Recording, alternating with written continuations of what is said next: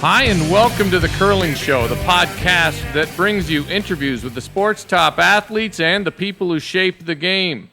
I'm Dean Gemmel, and who else would I be featuring in a springtime interview but someone from Manitoba, where it seems as though every day brings news of a new team forming or an established one coming apart.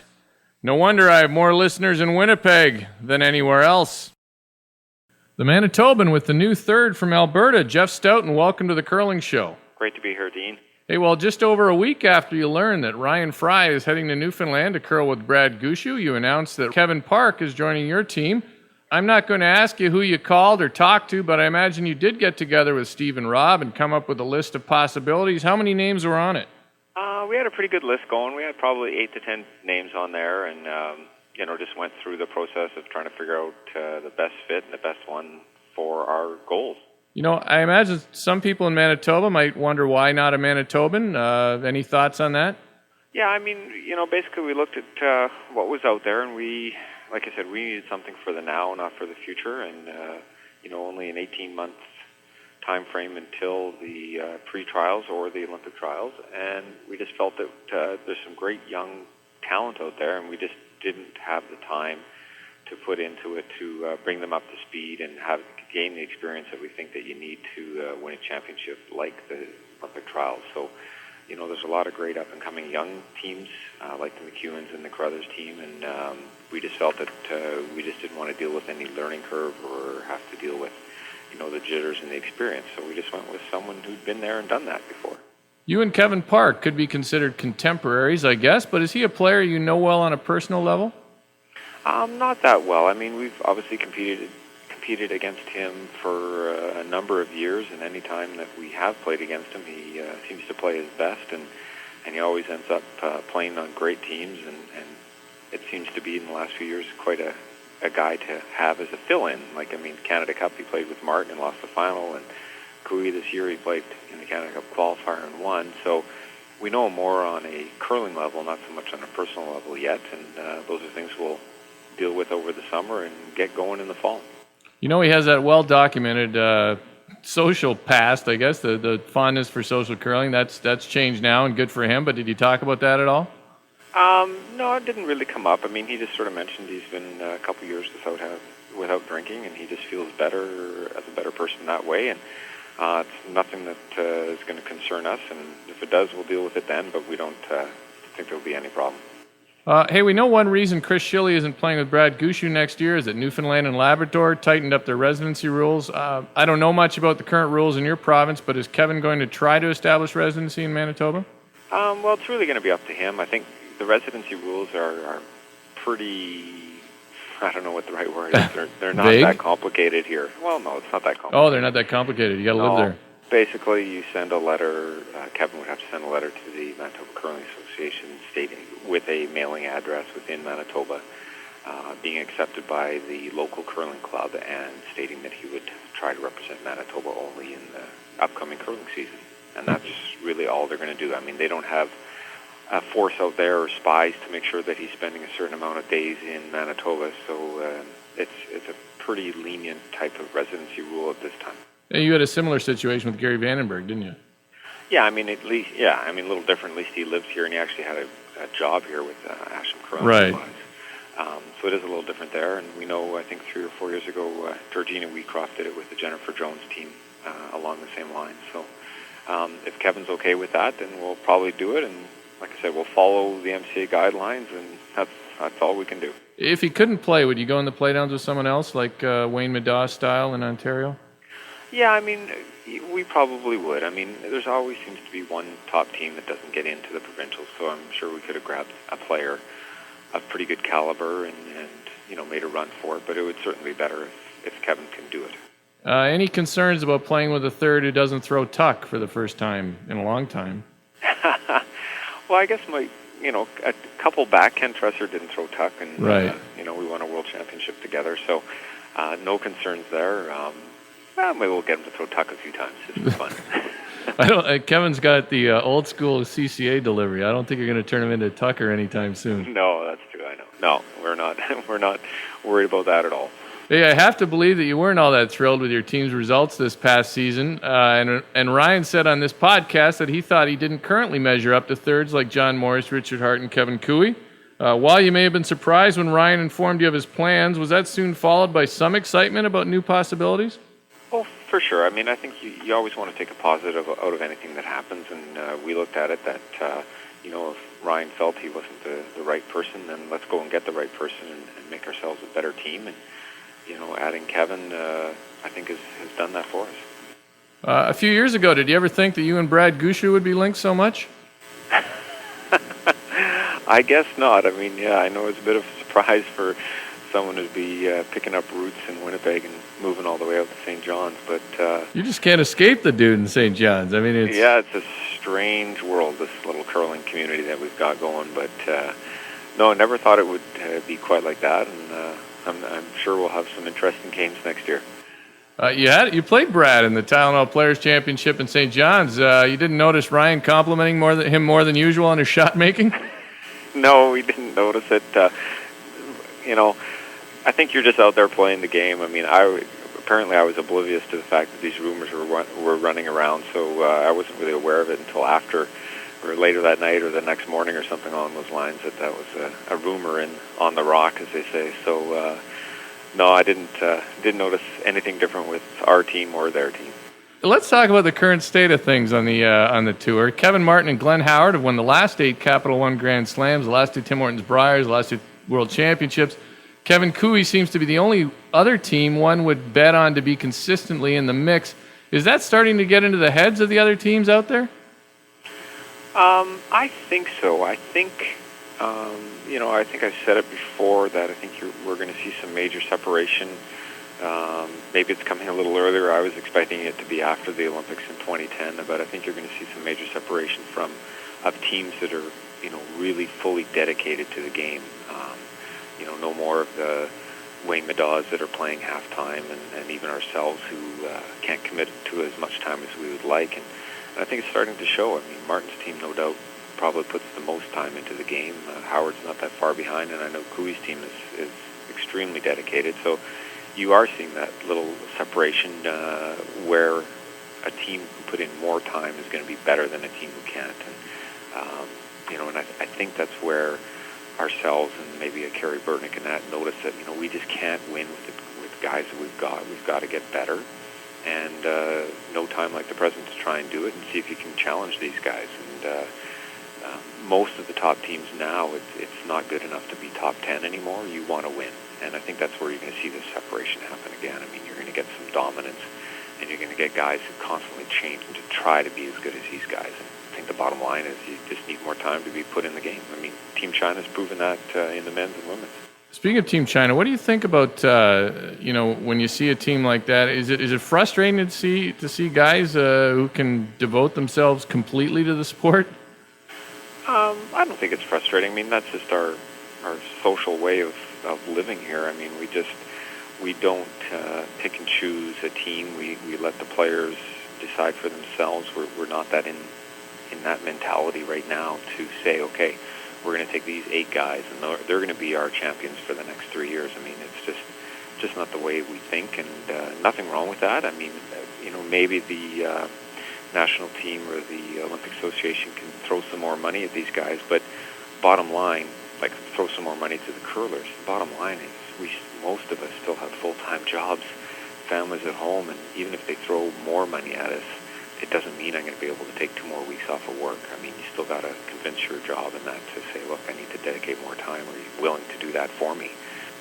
For where I am at my career. If they wanted to do it to some up-and-coming 20-year-olds, I think it would be fantastic, and I think that's maybe the way the game is going to have to go.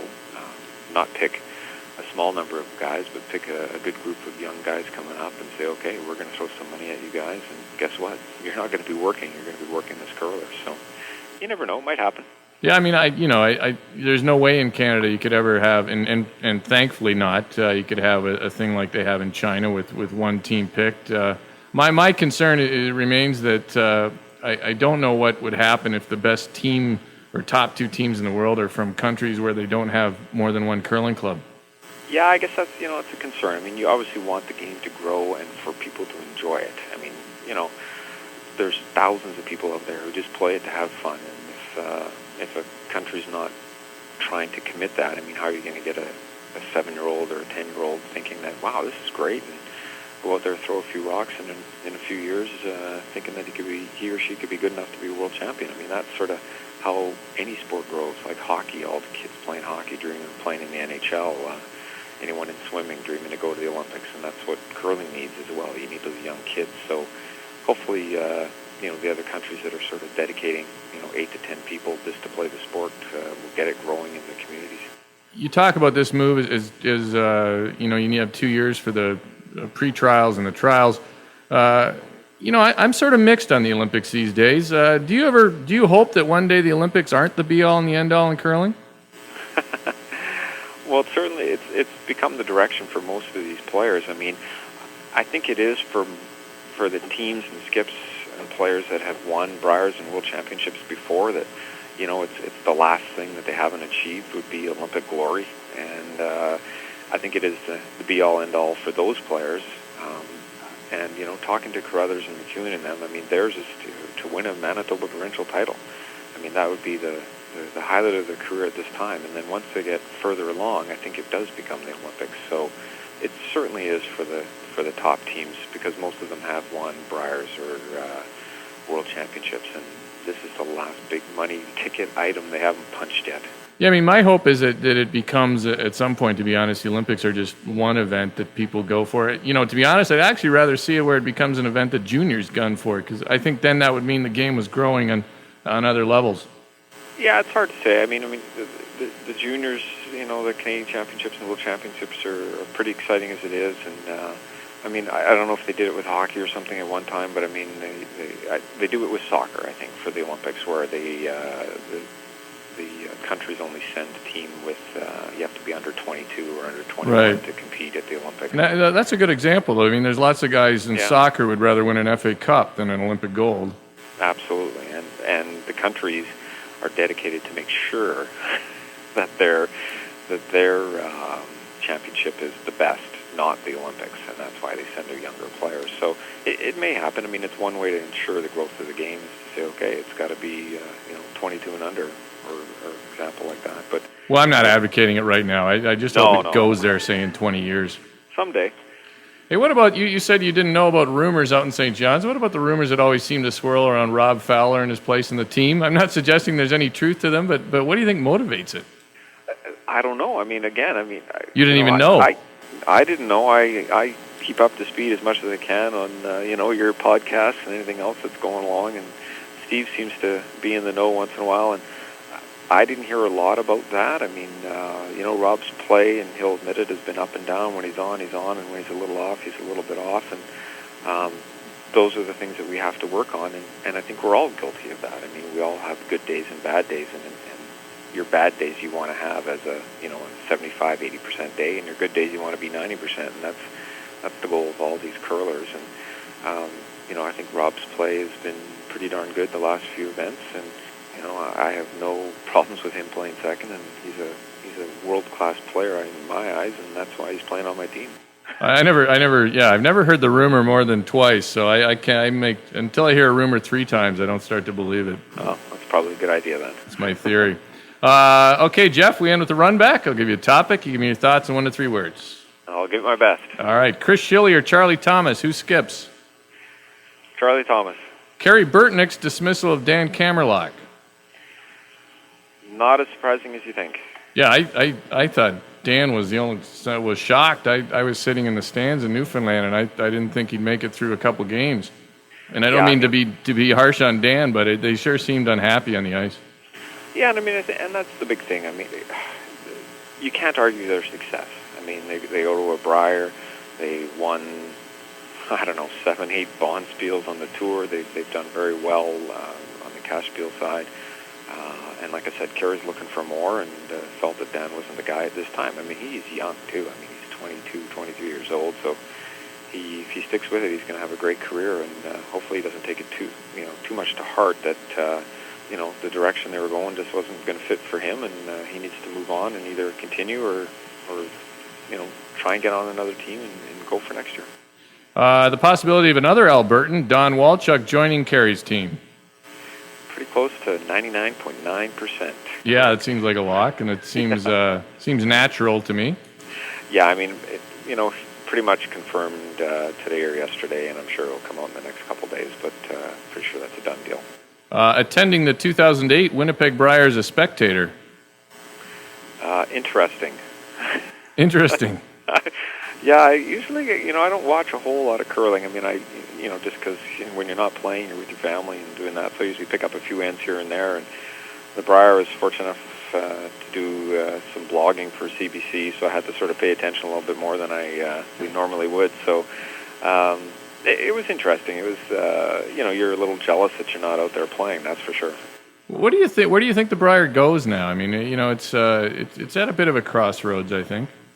Well, it sure showed this year. I mean, there was major separation from the top teams to the bottom teams, and it's still that chance for the glory for anybody to come up from their club and get to the provincials and win it and get to that Briar, and it's just becoming harder and harder for teams like that to actually win it.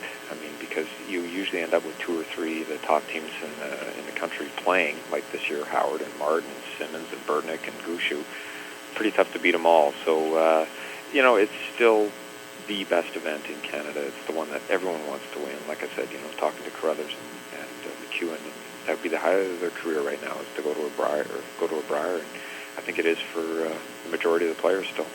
Yeah, it's sort of like George Carey said once on the curlnews.blogspot.com. He thought it was the Fenway Park of curling, and to me that's kind of where it fits. I'd hate to see them change it, to be honest, because I think it works.